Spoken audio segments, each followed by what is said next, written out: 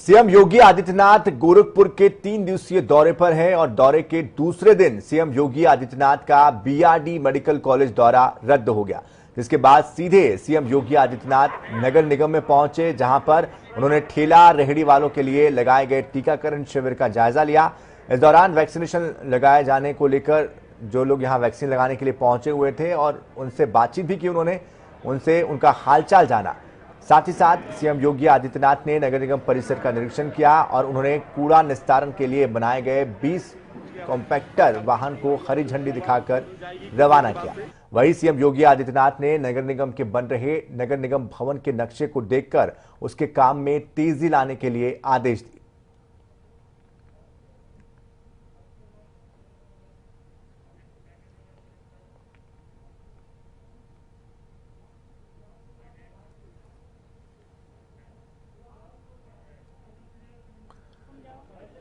तो सीएम ने टीकाकरण शिविर का जायजा लिया, यहां पहुंचे जो वैक्सीनेशन के लिए मरीज थे उनसे बातचीत की, उनका हाल जाना, कॉम्पैक्टर वाहन को हरी झंडी दिखाकर रवाना किया।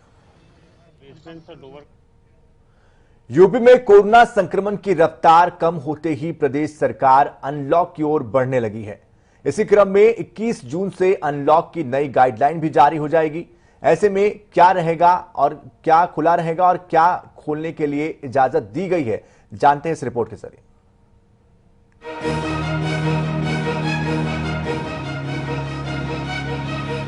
सूबे में कोरोना का ग्राफ नीचे गिरा तो अब कारोबार का ग्राफ बढ़ाने की तैयारी में योगी सरकार जुट गई है। ज्यादातर जिलों में दहाई के आंकड़े में कोरोना संक्रमितों की संख्या पहुंचने के बाद अब यूपी में 21 जून से फैक्ट्रियां, रेस्टोरेंट को 50% उपस्थिति के साथ खोलने को अनुमति दे दी गई। इसके साथ ही योगी आदित्यनाथ सरकार ने कोविड प्रोटोकॉल को फॉलो करते हुए पार्क और स्ट्रीट फूड की दुकानों को खोलने की इजाजत भी दी है। उत्तर प्रदेश चरणबद्ध तरीके से अनलॉक किया जा रहा है। यूपी में 21 जून से लागू की गई नई गाइडलाइन के हिसाब से कोरोना कर्फ्यू रात 9 बजे से अगले दिन सुबह 7 बजे तक लागू रहेगा। दुकानों के साथ सब्जी मंडियां भी रात 9 बजे तक खुल सकेंगी। रेस्टोरेंट और होटल को 50% उपस्थिति के साथ संचालन किया जा सकेगा। पार्क और स्ट्रीट फूड के संचालन की अनुमति भी दे दी गई है। भीड़ वाली जगहों पर कोविड हेल्प डेस्क को अनिवार्य किया गया है। दुकान या शोरूम में पहले की ही तर्ज पर मास्क और सैनिटाइजर की अनिवार्यता रहेगी। इन सब के अलावा पर्यटन स्थानों को भी खोलने की तैयारी है। आगरा के ताजमहल समेत सभी एएसआई संरक्षित इमारतों को खोल दिया गया। आज से एक बार फिर पर्यटक ताज का दीदार कर पा रहे हैं। सरकार लगातार यूपी को धीरे धीरे अनलॉक कर रही है। ऐसे में सरकार जितनी ही कोशिश कोरोना संक्रमण को रोकने के लिए कर रही है, उतनी ही जिम्मेदारी हमारी भी है कि हम नियमों की पालना करें, ताकि कोरोना की दूसरी लहर में डिरेल हुई जिंदगी वापस पटरी पर लौट सके। जनता टीवी के लिए विशाल त्रिपाठी की रिपोर्ट।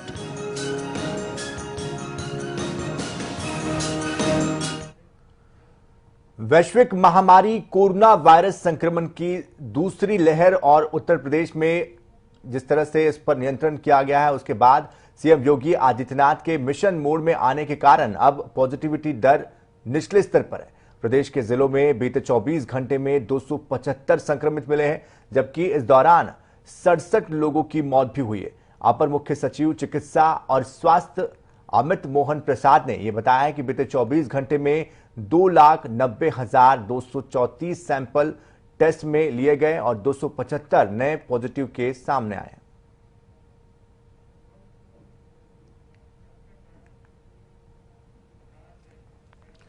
उत्तर प्रदेश में साल 2022 के विधानसभा चुनाव को लेकर सपा ने अपनी तैयारियां शुरू कर दी है।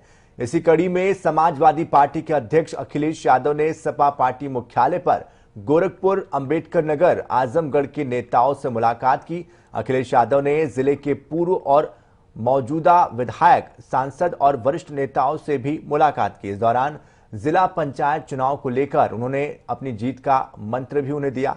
मुलाकात के दौरान पूर्व मंत्री अहमद हसन और एमएलसी राजेंद्र चौधरी भी मौजूद रहे।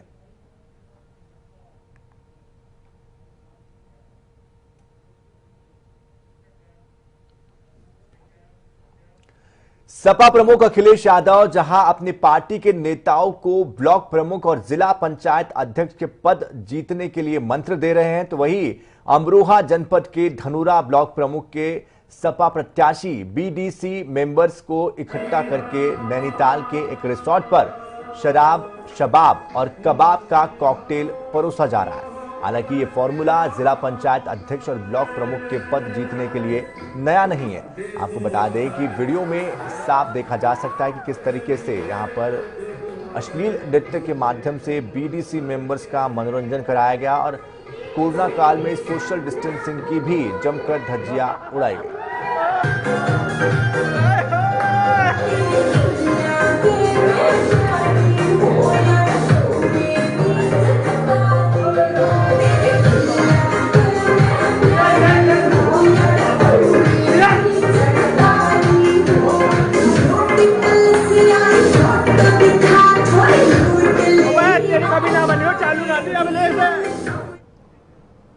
प्रयागराज में सरेआम गुंडा राज चल रहा है। दिन दहाड़े बीच चौराहे से बंदूक की नोक पर दबंगों ने युवक का अपहरण कर लिया। वहीं दूसरी तरफ हिस्ट्री शीटर के घर जमकर हर्ष फायरिंग की गई है, जबकि हाईकोर्ट ने हर्ष फायरिंग पर रोक लगाई हुई है। ताबड़तोड़ फायरिंग और अपहरण का वीडियो सोशल मीडिया पर अब जमकर वायरल हो रहा है।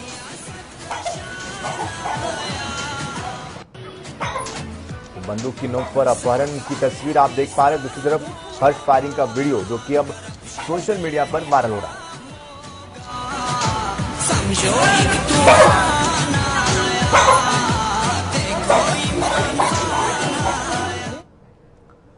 अमेठी डीपीआरओ कार्यालय में विजिलेंस टीम ने छापेमारी की है। इस दौरान लखनऊ की विजिलेंस टीम ने जिला पंचायत राज अधिकारी श्रेया मिश्रा को 30,000 घूस लेते रंगे हाथों पकड़ लिया, जिसके बाद डीपीआरओ को विजिलेंस टीम ने गिरफ्तार कर अपने साथ वो ले गई।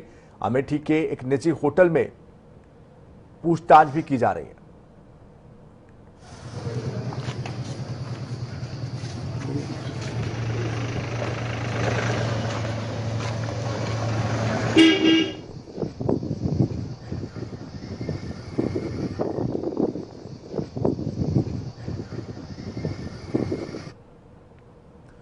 लखीमपुर खीरी जिला अस्पताल के चिल्ड्रन वार्ड में वसूली का वीडियो तेजी से सोशल मीडिया पर वायरल हो रहा है। आपको बता दें कि अस्पताल में इससे पहले भी कई वीडियो वायरल हो चुके हैं, लेकिन प्रशासन की ओर से कोई भी कार्रवाई अब तक नहीं की गई है। बताया जा रहा है कि वसूली का सारा खेल डॉक्टरों की मिलीभगत के साथ किया जा रहा है।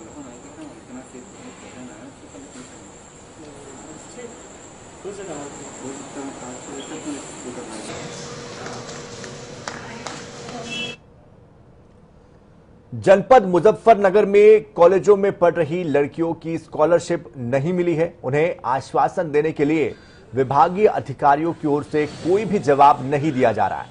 छात्राओं का यह कहना है कि हम लगातार कभी इधर कभी उधर चक्कर काट रहे हैं, हमारी पिछले साल की भी स्कॉलरशिप नहीं आई है और ना ही इस साल की ही स्कॉलरशिप अब तक मिल पाई है।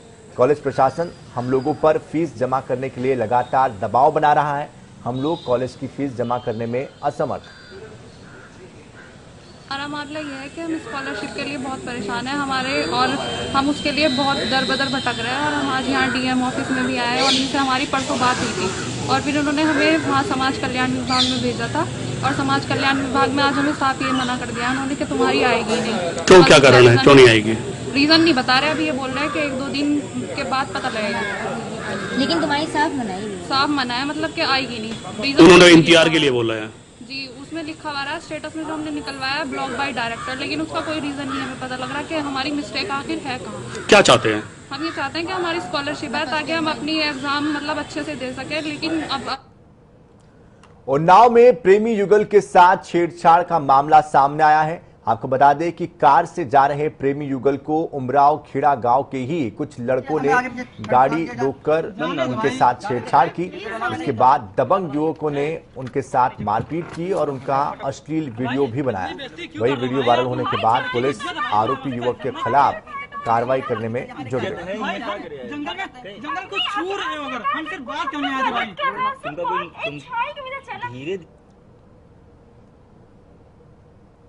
उन्नाव के अकरमपुर क्षेत्र में ग्रामीणों ने पुलिस पर पथराव किया। दरअसल सड़क हादसे में 2 युवकों की मौत के बाद बवाल हो गया,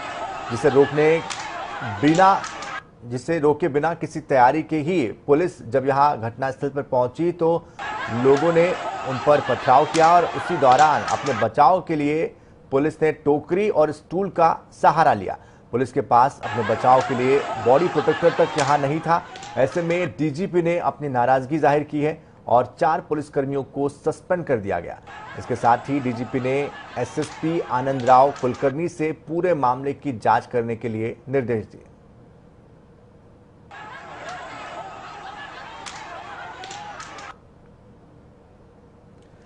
प्रयागराज की किड़गंज पुलिस ने 4 ऐसे लोगों को गिरफ्तार किया है जो 6 महीने के मासूम को बेचने की फिराक में थे। पुलिस के हत्थे चढ़े आरोपियों से पूछताछ की जा रही है। अपराधियों के चंगुल से छुड़ाया गया बच्चा फिलहाल कौन है, कहां से आया है, किसका है, ये पता लगाने की कोशिश की जा रही है। बता दें कि मासूम बच्चे की हालत काफी खराब बताई जा रही है, जिसको इलाज के लिए चिल्ड्रन अस्पताल में भर्ती करा दिया गया। एक दंपत्ति सुनील कुमार सोनी और उनकी पत्नी मंजू सोनी, जिनके 25 साल से कोई बच्चा नहीं था, उन्होंने एक शादी समारोह में एक शोभा नाम की महिला से एक बच्चे की बात की, बच्चा लेने के लिए, और उस महिला ने कहा कि वो बच्चा दिला देगी। और शशि कला नाम की एक औरत जो आजमगढ़ की है, उसने बच्चा प्रोवाइड करने के लिए कहा। वो बच्चा लेकर आई। यहाँ पे मुखबिर की सूचना पे पुलिस वहाँ पहुँची तो उस बच्चे को खरीदा जा रहा था लगभग 50,000 रुपये में इस दंपत्ति द्वारा। तब पुलिस उन्हें पकड़ के ले गई।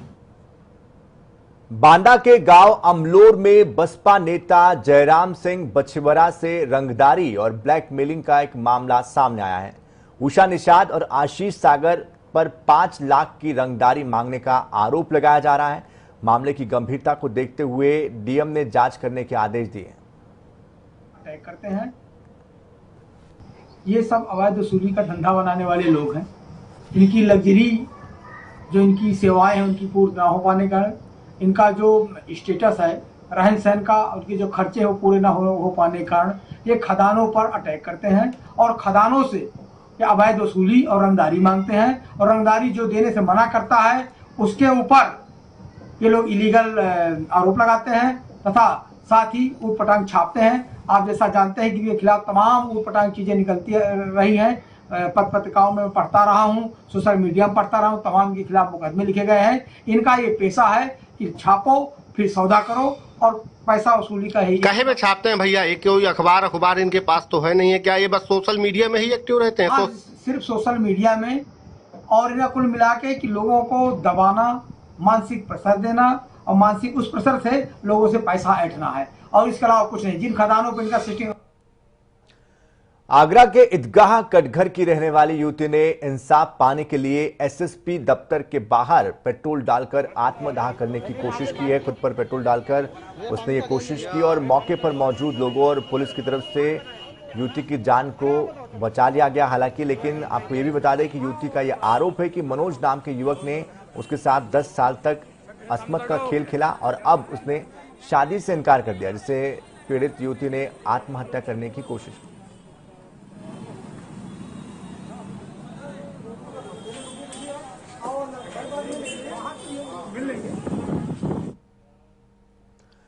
हरदोई के शाहबाद मंडी की पटरी से दुकानदारों को हटाए जाने के विरोध में सैकड़ों पटरी दुकानदारों ने एसडीएम कार्यालय पर प्रदर्शन किया और एसडीएम से अपनी बात कहते हुए दुकानें ना हटाए जाने की मांग की। प्रदर्शन कर रहे दुकानदारों का यह कहना है कि कल एसडीएम शाहबाद ने सीओ के साथ नवीन मंडी स्थल का निरीक्षण किया था और वहां पर अपनी रोजी रोटी कमा रहे पटरी दुकानदारों को निर्देशित किया था कि ये दुकानें खाली करा दी जाए। अल्लाहपुर तिराहे पे फल विक्रेताओं के पास जो फुटकर 1-1 किलो 2-2 किलो फल बेचते हैं, उनसे कहा गया कि नवीन मंडी स्थल में आप ठेली लगाएंगे। तो वहाँ पे तो होलसेल का काम होता है, जो रिटेलर है वहाँ पे क्या करेगा जाके? इसी मांग को लेकर अपनी समस्याओं को अवगत कराने हम उपजिलाधिकारी महोदय के पास आए हैं। हम लोगों से मांग की गई कि दुकानें यहाँ से हटाई जाए और नवीन गल्ला मंडी के अंदर लगाई जाएगा। अगर नवीन गल्ला मंडी के अंदर लगाई जाएगी तो मेरे लोगों का कारोबार भी बहुत बड़ा फर्क पड़ेगा, कारोबार एकदम बंद हो जाएगा। इसलिए हम लोगों को पटरी पे हर जगह लग रही है तो हम लोगों को पटरी पे जगह दी जाए और जो मौजूदा दुकानें हैं इनके पास वो दुकानों पे अपनी लगा सके। तो क्या मांग को लेकर यहाँ आए, किससे मिलने आए हैं? यहाँ पे करीबन 200 पब्लिक इकट्ठी हुई है जो मैन ठेली लगाने वाले व्यक्ति हैं। कानपुर देहात प्रयागपुर गांव में मामूली विवाद को लेकर दबंगों ने युवक की जमकर पिटाई कर दी। इस दौरान युवक की मां ने युवक को बचाने की कोशिश भी की। इसके बाद दबंग युवकों ने महिला की भी पिटाई कर दी। इस पूरी घटना का वीडियो सोशल मीडिया पर तेजी से वायरल हो रहा है।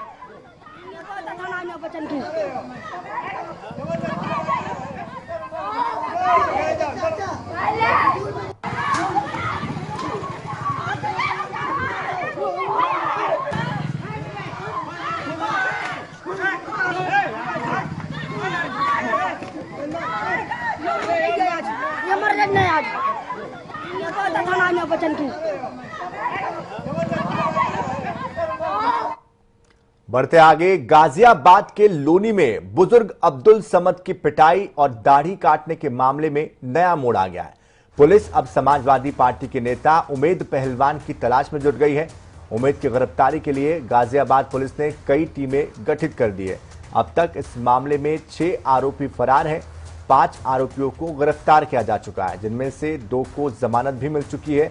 वह इस मामले में एक नया वीडियो भी सामने आया जिसमें पुलिस की तांत्रिक वाली थ्योरी सही साबित हो रही है। हालांकि ये कहा गया जा रहा है कि बुजुर्ग अब्दुल समद बार बार अपने बयान को बदल रहे हैं, लेकिन सामने ये जो वीडियो आया है उसमें पिटाई से पहले की ये वीडियो को बताया जा रहा है और इसमें आरोपी बुजुर्ग तांत्रिक से ताबीज को लेकर पूछताछ कर रहा है।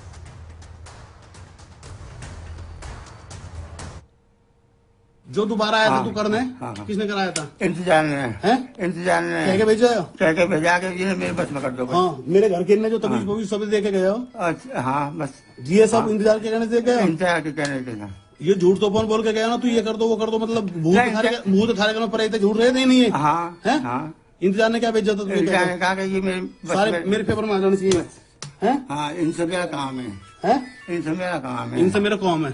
ये क्या भेजा इंतजार ने? ऐसा किन परिस्थितियों में किया गया, क्यों किया गया, इसके पीछे क्या उद्देश्य है, ये हम जानने का प्रयास कर रहे हैं। और इसी क्रम में नई एफआईआर जो लिखाई गई है वो जानबूझ करके फैक्ट्स को छिपाने की और चीजों को एक नया रंग देते हुए जो असली घटनाक्रम है उसको उससे हट करके, जिससे क्षेत्र में अस्थिरता आए, क्षेत्र में तनाव बढ़े और धार्मिक और सांप्रदायिक सौहार्द डिस्टर्ब हो, इसको लेकर के जो प्रयास किए गए उसी के क्रम में एफआईआर करेगी। उत्तर प्रदेश के गाजियाबाद में एक बुजुर्ग के साथ अभद्रता का वीडियो ट्विटर पर अपलोड होने के बाद अब यूपी सरकार और ट्विटर अधिकारी आमने सामने आ गए हैं। पुलिस ने ट्विटर समेत 9 लोगों पर एफआईआर दर्ज कर दी है। तो वही कानून मंत्री ने यह बताया है कि यूपी में कानून व्यवस्था बनाए रखने के लिए कार्रवाई किसी पर भी की जा सकती है। तो वही नेता प्रतिपक्ष विधानसभा राम गोविंद चौधरी ने बीजेपी सरकार पर हमला बोलते हुए ये बताया कि बीजेपी वो सब काम करेगी जो बीजेपी की विफलता को उजागर करेगा। सोशल मीडिया का मामला है, ये सांप्रदायिक सौहार्द बिगाड़ने को वाला मामला है। हमारी सरकार इसमें उच्च स्तरीय जांच करा रही है। जो भी दोषी होगा उसके खिलाफ हम कड़ी कार्रवाई करेंगे। जो भी दोषी होगा, कोई छोटा बड़ा नहीं, कोई जो भी इसमें जांच के दायरे में आएगा उसके खिलाफ हम कड़ी कार्रवाई करेंगे। भारतीय जनता पार्टी वो सब काम करेगी जो उसकी विफलता को कोई उजागर करेगा, और उसकी सारी विफलताएं ही तक किसको किसको बंद करेगी। इसीलिए मैंने कहा कि हिंदुस्तान में अघोषित इमरजेंसी है, उत्तर प्रदेश में तो और अघोषित इमरजेंसी है। संविधान की अवहेलना हो रही है, लोकतंत्र की हत्या हो रही है, संवैधानिक संस्थाओं को मिटाया जा रहा है, स्वतंत्रता की अभिव्यक्ति को दबाया जा रहा है, लोगों के मौलिक अधिकार और मानवाधिकार का हनन किया जा रहा है। ये सरकार अतताई है, हिटलर के सिद्धांतों पर चल रही है और इमरजेंसी से भी बुरी स्थिति आज सरकार ने कर दिया। आगामी यूपी विधानसभा चुनाव से पहले सभी नेता अपने नए घर की तलाश में जुट गए हैं। कांग्रेस के 2 बड़े नेताओं ने पंजा से हाथ छुड़ाकर सपा की साइकिल चलाने का फैसला किया है। तो इस रेस में बीजेपी कहां पीछे रहने वाली है, देखिए इस रिपोर्ट में।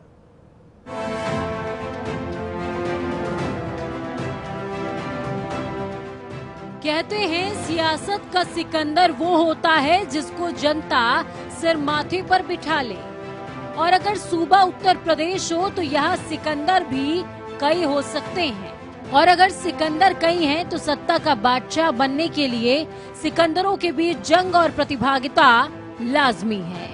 उत्तर प्रदेश में आगामी विधानसभा चुनाव को देखते हुए राजनीतिक पार्टियों का तापमान चरम पर है। सभी नेता छोड़ पकड़ में लगे हुए हैं, कोई निकाला जा रहा है तो कोई बुलाया जा रहा है। बीजेपी पार्टी राजनीति के समुद्र में दिल्ली से लेकर लखनऊ तक मंथन कर रही है। ऐसे में समाजवादी पार्टी भी कहीं पीछे नहीं है। अखिलेश यादव अपना कुनबा बढ़ाने के लिए हर संभव जुगत कर रहे हैं। अब बागियों और निष्कासितों का सहारा लिया जा रहा है। हाल ही में वरिष्ठ कांग्रेस नेता पीताम्बर शर्मा ने भी कांग्रेस का हाथ छोड़कर समाजवादी पार्टी की साइकिल का हैंडल थाम लिया है।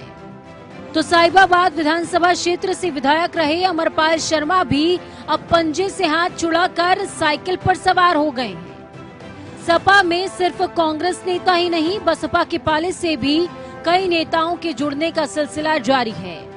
बसपा पार्टी से निष्कासित 6 से ज्यादा विधायकों ने अखिलेश यादव से मुलाकात की, जिसके बाद यूपी में सियासी बयानबाजी का दौर तेज हो गया है।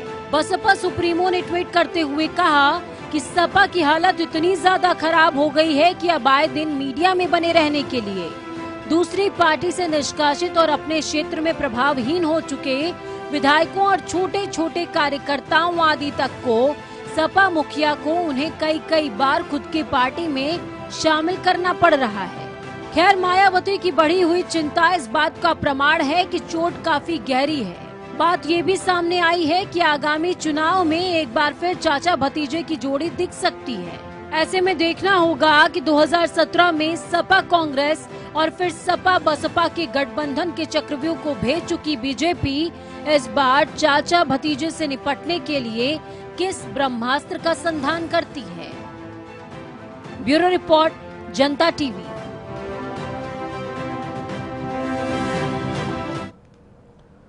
तो इसी के साथ इस बुलेटिन में फिलहाल इतना ही, लेकिन ताजा खबरों के लिए, अपडेट्स के लिए आप बने रहिए जनता टीवी के साथ। नमस्कार।